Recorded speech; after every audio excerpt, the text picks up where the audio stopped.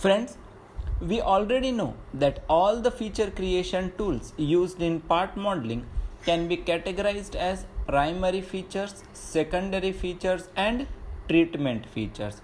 Out of the list, features created by extrude, revolve, sweep, and blend tools are primary features as they are capable of creating the first feature of the part. Features created by using hole, move, mirror, shell, rib, and pattern tools are treatment features as they add or remove material on existing features. They cannot be the first feature of the part. Features created by using draft tool are secondary features as they operate on existing faces or edges. Tools like datum planes, point, axis, coordinate system are exclusive datum features.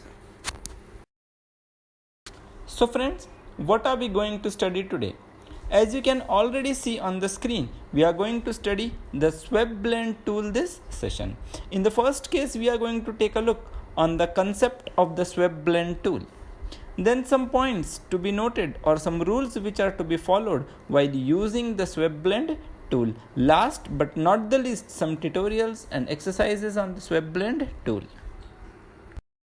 So, what is SwepBlend?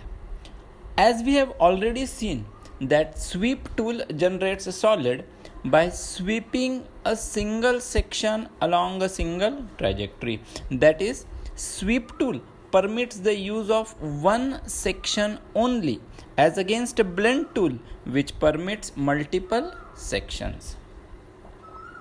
Also we know that blend tool generates solid by using multiple sections, but trajectory is not permitted as against sweep which can use a trajectory.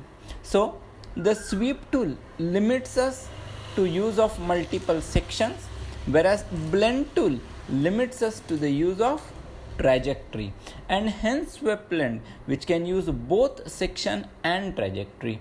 Trajectory comes from the sweep tool and section comes from the blend tool. Although you can use any number of sections, number of trajectories are restricted to 1. Before operating the SwepBlend tool, let's understand some restrictions of using the tool.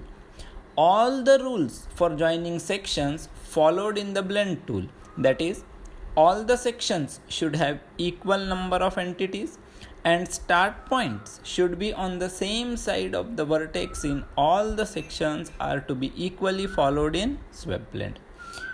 Trajectory used for SwepBlend should be drawn using the sketch tool prior to operating the tool as we do for the sweep tool.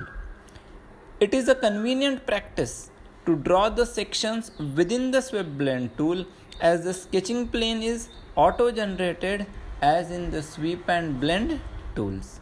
Let's move ahead to exercise some tutorials for SwepBlend.